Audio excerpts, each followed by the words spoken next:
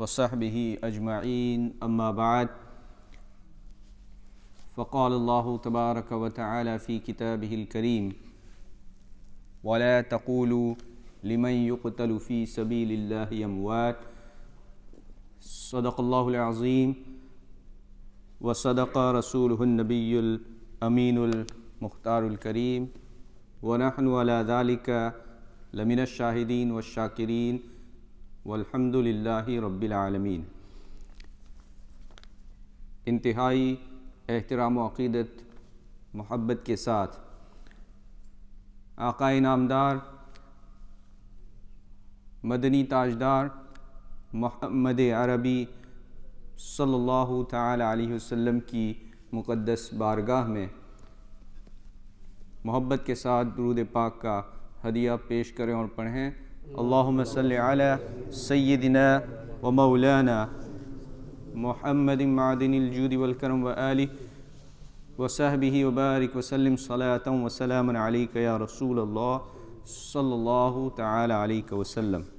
जिस आय करीमा की तिलावत का मैंने शरफ़ हासिल किया, अल्लाह अज़्ज़ व जल उसके मुताल्लिक़ मुझे हक़ कहने, आप सभी को हक़ सुनने, हम सब को इस पर अमल करने की तौफ़ीक़ रफ़ीक़ अता फ़रमाए। अल्हम्दुलिल्लाह, महीना जो है ये शव्वालुल मुकर्रम का महीना है। पहले भी इस्लामी महीनों में जो भी हिस्टोरिकल इवेंट आए हैं उनका हमने ज़िक्र किया है। Before we have discussed the historical events that took place in the time of Prophet sallallahu alaihi wasallam and after that. Ramzan Kareem was the month in which the Battle of Badr, the first official battle that took place in Islamic history, we have discussed that during the month of Ramadan. In the month of Shawwal, second battle, one of the big ones, one of the historical one, and the battle that we as a Muslim could learn a lot from. It took place on 15th of Shawwal. आज शव्वाल की जो है वो 16 तारीख है, 16th Shawwal is today. The Battle of Uhud, it took place in the 3rd year of Hijri, the 3 years after Prophet ﷺ migrated to Madinatul Munawwara from Makkatul Mukarramah. That is when this battle took place. Islamic history and the conveying of Islam, it doesn't only depend on the da'wah. Until our time, कि हम तक इस्लाम जो पहुँचा है वो सिर्फ़ दावती जो काम है जिसे हम तबलीग कहते हैं, सिर्फ़ और सिर्फ तबलीग के ज़रिए इस्लाम नहीं पहुँचा है। क्योंकि अगर सिर्फ तबलीग ही के ज़रिए इस्लाम पहुँचा होता, if it was only the work of da'wah and only that had worked to convey Islam to us, it wasn't the reality. The reality is the defending Islam did take place since the time of Prophet ﷺ until today. Even today we are at war against the enemies of Islam in different shapes and sizes, not necessarily the war that has to be with the weapons.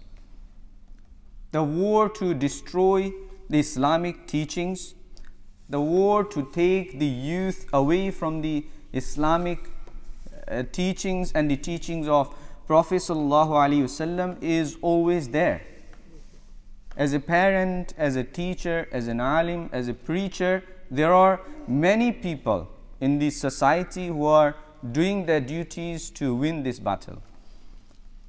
तो ज़रूरी नहीं है कि जंगें सिर्फ महाज के ऊपर ही लड़ी जाएं।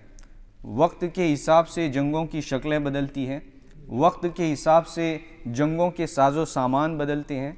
आज की जो दुनियावी जो जंग अब हो रही है वो जंग है सोशल मीडिया की जंग, वो जंग है प्रिंट मीडिया की जंग, वो जंग है न्यूज़ चैनल्स की जंग कि जहाँ जिसे चाहो जैसे चाहो डिफेम करो, जहाँ जिसे चाहो जैसे चाहो उस मज़हब की आप मजाक उड़ाओ, जहाँ जब चाहो उस मज़हब को आप टेररिस्ट मज़हब कह दो, उस मज़हब के मानने वालों को आप टेररिस्ट कह दो। तो ये भी एक जंग है। This is a way of battle. People are fighting against Islam and we have to answer to them in the best possible way. तो जंगों का जब जिक्र होता है, अल्लाह के प्यारे रसूल सल्लल्लाहु अलैहि वसल्लम के ज़माने मुबारक में भी जो जंगें हुई उनका जब हम ज़िक्र करते हैं तो उन जंगों के ज़िक्र करने का मकसद सिर्फ ये नहीं होता है कि भाई हम ये नहीं कर सकते। अब मकसद ये होता है कि उन्होंने इस्लाम का दिफा उस वक्त जिस तरह से करना था किया। The reason why we remember these battles and the fightings that took place in the time of Rasulullah sallallahu alaihi wasallam and in the time of Sahaba to remind us that they defended Islam the way they had to defend in their time. And we have to defend our deen, our Islam, our faith the way we can and we must defend it. मकसद ये होता है. This is the reason why we remember our history. This is the reason why we always mention the anniversaries of these battles that took place in the time of Rasulullah sallallahu alaihi wasallam. Just imagine if you have someone in your house who is 16 or 15, if they have the situation where they have to go for jihad, what would they do? Today, I don't think people will actually stand up for it, because this is the way our mindset has become. This is the way we've been fed in by the life we live, by the surroundings that we have, and the necessities that we feel to live our life. A person loves the life dearly than anything else in this dunya in today's day and age. When we look at the history, when we look at the battles that took place in the time of Rasulullah sallallahu alaihi wasallam, this wasn't the case. For them, the very first thing कि सहाबा और सहाबे किराम के साथ जो थे, उनके लिए सबसे पहली प्रायोरिटी जो होती थी, सबसे पहली चीज़ उनके लिए जो होती थी वो दीन होता था. The priority for the Sahaba, it used to be deen first of all and then everything else. And we will understand. The Battle of Uhud, the background is very clear that in the Battle of Badr, in Jang-e Badr, there were many leaders of Kuffar, they were killed. Okay, leaders like Abu Jahl, Utbah, Shayba, these were the pillars of the community of Kuffar. उन काफिरों का बदला लेने के लिए, उनकी मौत का बदला लेने के लिए उन्होंने ये जंग की तैयारी की. They prepared and they put everything to take the revenge, of those who were killed in the Battle of Badr in Ramadan. The Kuffar Makkah got together all of their resources under the leadership of Abu Sufyan, who was a Muslim at that time. They got 3,000 people together to fight against Muslims, fully weaponized. They had everything, not only weapons, they had everything to entertain themselves all the way from Makkah to Uhud. They had everything. They had alcohol, they had meat, whatever. They had women to entertain them. This is how they prepared, and they left. They left to defeat Islam. They left to defeat Prophet Muhammad sallallahu alaihi wasallam and his companion. What did Sahaba do? Did Sahaba look at their material and look at their weapons and they looked at their transportations and their power and strength they had in terms of physical availability? No. 3,000 kuffar and 1,000 so-called Muslims when they left from Medina to defend Islam. देखें अल्लाह के रसूल सल्लल्लाहु अलैहि वसल्लम ने even in this crucial moment, इस वक्त भी हुजूर सल्लल्लाहु अलैहि वसल्लम ने सहाबा से मशवरा किया. Rasulullah सल्लल्लाहु अलैहि वसल्लम, he did mashwara, he took the opinions of Sahaba. He said, what should we do? How should we defend? How should we fight? Some of the older Sahaba, they said that our defense should be we stay in Medina and we fight. कि हम मदीने में रहें, मदीने में रहकर हम इनका दिफा करें ताकि हम जितने भी लोग हैं, औरतें भी अपने घरों के ऊपर से इनके ऊपर हमला कर सकें. Prophet sallallahu alaihi wasallam accepted it. But later on, some of the young Sahaba, who couldn't attend the battle of Badr, they requested to Rasulullah sallallahu alaihi wasallam that, Ya Rasulullah, if we want to defend, we should come out of Medina and show them that we are not afraid of them.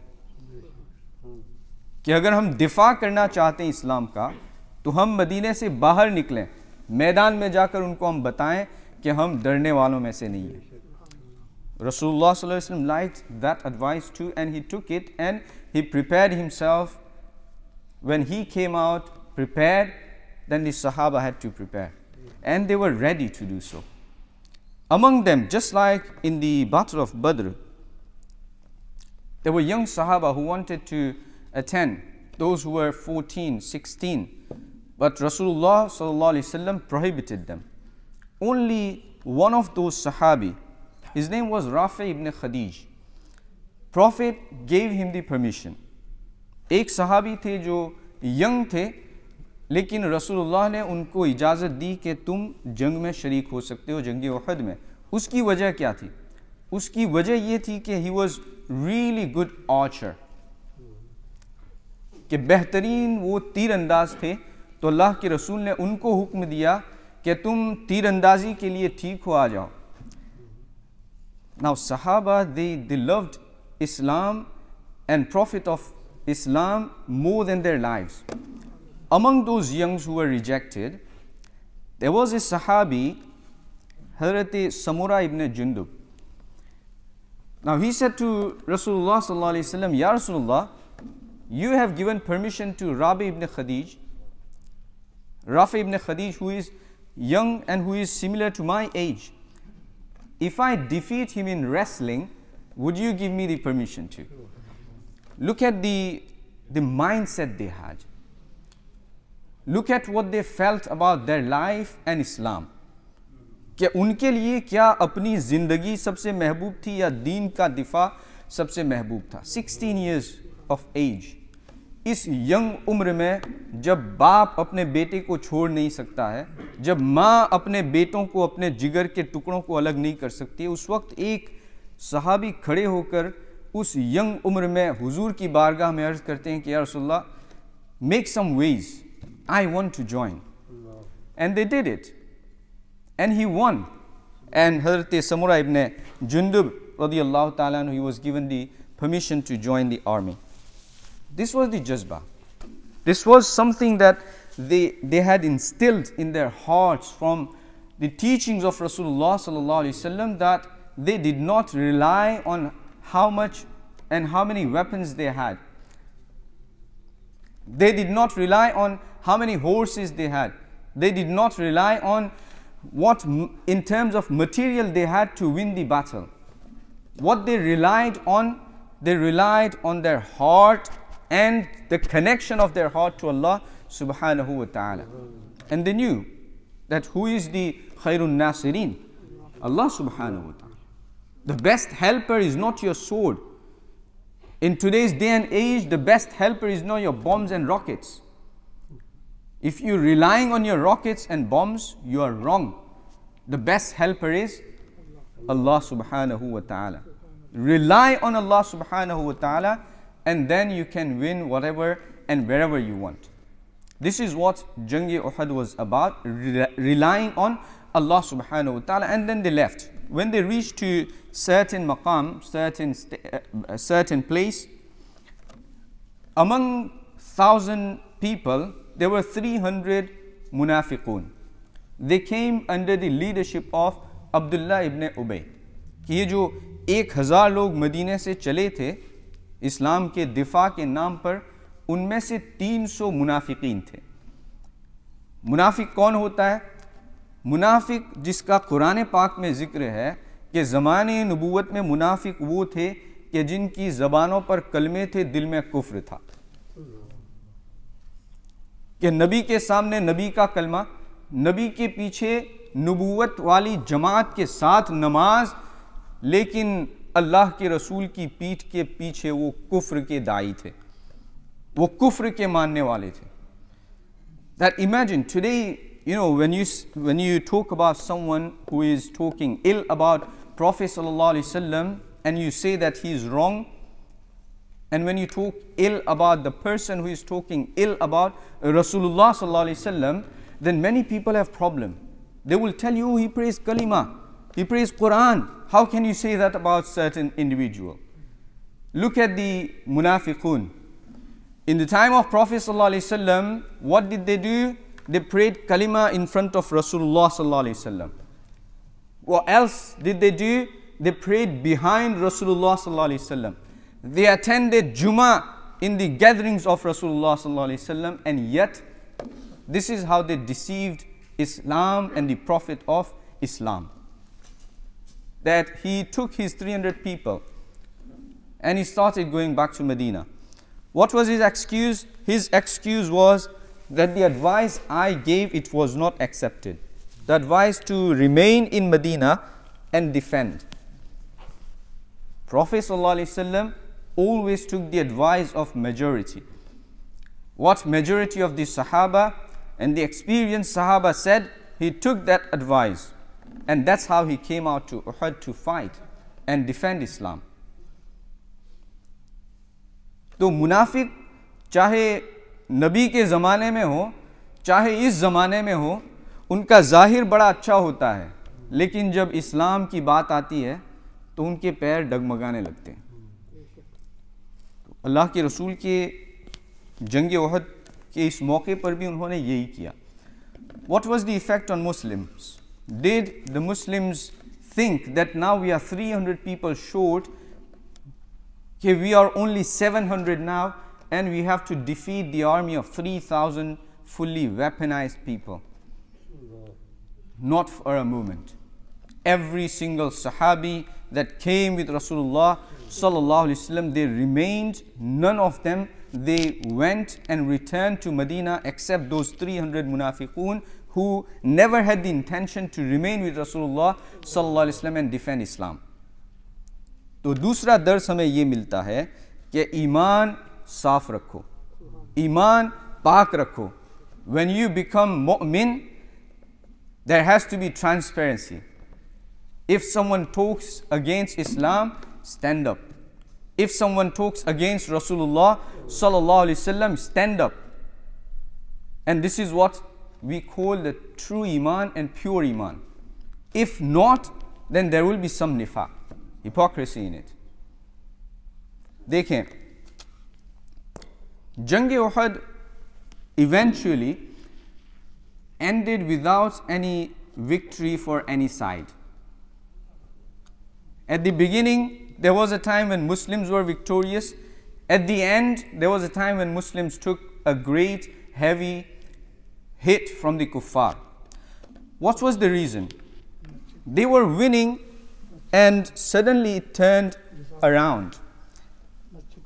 One of the narration, according to some of the writers of Sirah, they say that Rasulullah sallallahu alaihi wasallam, when he reached to Uhud, and people who go to Uhud now, they know that there is a small mountain. If you climbed on it, you can actually look around the field of Uhud. Prophet sallallahu alaihi wasallam, he appointed Hazrat Abdullah ibn Jubair on that mountain with 50 archers. And the instructions were very clear कि अल्लाह के रसूल ने जब 50 उन तीरंदाजों को उस पहाड़ी के ऊपर लगाया जिसका नाम आइनैन था, तो हुजूर सल्लल्लाहु अलैहि वसल्लम ने उनको इंस्ट्रक्शन ये दी थी कि कुछ भी हो जाए, अगर तुम देखो कि हमें कत्ल किया जा रहा है तो भी तुम्हें अपनी जगह से नहीं हिलना है।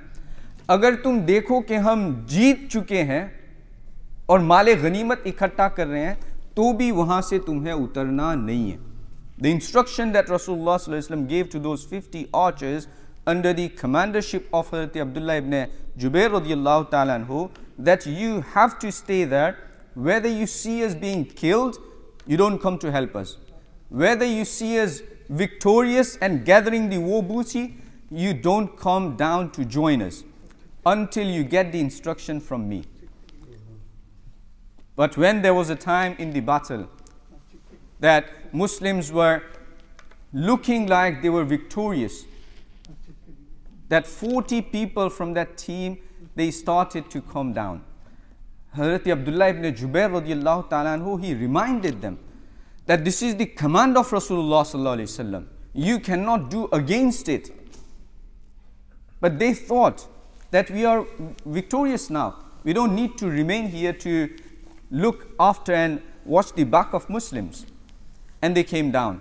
As soon as they came down, Khalid ibn Walid, who at that time he wasn't Muslim, he went around the mountain Uhud and he came behind Muslims. Now those 10 people who were on that small mountain to watch and defend with their arrows, they were outnumbered. And because of that, there were 70 Sahaba martyred in the Battle of Uhud. One of the lessons that we learn from here is the instructions and the commands of Allah and His Rasul sallallahu alaihi wasallam, they should be taken seriously. If those Sahaba who came down, they had stayed there, the victory would be there for Muslims and clear victory. तो एक हमें यहाँ से सबक ये मिला कि अपनी ज़िंदगी में भी जब हम अल्लाह और रसूल के फ़रामीन के ख़िलाफ़ जाते हैं, अल्लाह और रसूल के बताए हुए रास्ते के ख़िलाफ़ जाते हैं, तो फिर उसमें कोई बरकत नहीं होती है, उसमें फिर हमारे लिए कोई राहत और सुकून नहीं होता है। अगर राहत चाहिए, अगर सुकून चाहिए, तो फिर हमें अल्लाह के रसूल के रास्ते पर चलना होगा। One of the most sad occasion that took place in this battle, it was the martyrdom of the uncle of Rasulullah sallallahu alaihi wasallam, Hazrat Sayyidina Hamza ibn Abdul Muttalib radiyallahu ta'ala. Hazrat Hamza, for his whole life, even before he accepted Islam, he defended Rasulullah sallallahu alaihi wasallam. According to most narrations, he accepted Islam after, in the second year of the Bi'asat, the announcement of prophethood of Rasulullah sallallahu alaihi wasallam. That one day he was on hunting trip. When he came back, he heard that Abu Jahl has been rude to Rasulullah sallallahu alaihi wasallam, and he has hit Prophet sallallahu alaihi wasallam. And because of that, Prophet sallallahu alaihi wasallam was injured. Now he went to Abu Jahl straight away. He confronted him and he struck Abu Jahl with his bow on his head, and Abu Jahl was injured and bleeding. Now Hazrat Hamza was so powerful that Abu Jahl could not say anything. According to some narrations, after that Hazrat Hamza, he went to see Rasulullah sallallahu alaihi wasallam, and he said, "Oh my son, are you happy now? I have taken the revenge from Abu Jahl." Prophet sallallahu alaihi wasallam said, "I will be happy when you say Ashhadu an la ilaha illallah." Look at the life of Prophet sallallahu alaihi wasallam. Today our life is everything about ourselves. Everything is about our improvement. Everything about our achievement. Where is deen in our life in there? Rasulullah sallallahu alaihi wasallam, after someone did this favor upon him, he only asked that accept Islam. This is the preparations we need to bring in our life. That deen and the rules of deen and law of Sharia is first, and then everything else. And Hazrat Hamza, he accepted it. And that's how he became Muslim. Prophet ﷺ, he loved Hazrat Hamza dearly, so much so that after the end of Jang-e Uhud, when he commanded Sahaba to look for the body of Hazrat Hamza radiallahu ta'ala an, it was very sad moment. They found the body. कि जब अल्लाह के रसूल ने हुक्म दिया कि हज़रत हमज़ा रदियल्लाहु ताला अन्हु की लाश को तलाश किया जाए, उन्होंने तलाश किया. When they found the body, Hazrat Hamza radiallahu ta'ala anhu's ears, his nose, it was cut off, his chest was open, and his liver was out. What was the reason behind this? In Jang-e-Badr, Hazrat Hamza radiallahu ta'ala anhu, he killed many non-believers, leaders of them. One of them was uncle of Jubair ibn Mut'im, who later, Jubair ibn Mut'im, later he became Sahabi. One of them was uncle of Jubair ibn Mut'im. So, at the time of Uhud, Jubair ibn Mut'im, he hired Wahshi. Wahshi was a slave. He hired Wahshi, and he said to him that if you kill Hamza, I will free you. Now the freedom was very costly then. And Wahshi took the bet. He said, I will kill him, and this is what he did. That Wahshi, he is the one who killed Hazrat Hamza, the uncle of Rasulullah sallallahu alaihi wasallam. And people say that Rasulullah sallallahu alaihi wasallam, when he looked at the body of Hazrat Hamza, he started crying so much. He started sobbing. And Sahaba said that we never saw Rasulullah sallallahu alaihi wasallam crying so much on the loss of anyone. This is how much he loved Hazrat Hamza radiallahu ta'ala. And Hazrat Hamza was a brave person for his whole life until he was with Rasulullah sallallahu alaihi wasallam. He defended Islam, he defended Rasulullah sallallahu alaihi wasallam, he attended Battle of Badr. When he passed away on Uhud, he was fasting. देखिए हमारा हाल तो ये है कि हम आसानी में होते हैं तो भी हम रोज़ों को रमज़ान के तर्क कर देते हैं. It was the fasting of Shawwal. Day before he was fasting, on the day 15th of Shawwal, he was fasting. In the state of fasting, he was martyred. This is where they get their courage from. This is how they became victorious people. This is how they convey the message of Islam and the face of Islam that we see now today among ourselves. This was the secret. ये सिर्फ अपनी material के ऊपर उन्होंने इन्हिसार नहीं किया, बल्कि उन्होंने अल्लाह की ज़ात के ऊपर अपना सब कुछ कुर्बान करने के बाद अल्लाह की रसूल सल्लल्लाहु अलैहि वसल्लम की बारगाह में अपने आप को पेश करने के बाद इस्लाम की इस तरह से खिदमत और इस्लाम का इस तरह से दिफा किया है. तो जंग उहद was one of the most remarkable battle in the history of Islam. In that, Sahaba, they proved their love for Allah and His Rasul sallallahu alaihi wasallam in the most difficult time when all of the kuffar, they were attacking Rasulullah sallallahu alaihi wasallam, and somehow ma'azallah they wanted to get rid of Rasulullah sallallahu alaihi wasallam and put an end to Islam. There were Sahaba who presented their bodies, and some of them, they were struck 70 times by swords and arrows on their bodies. This is how they defended Islam.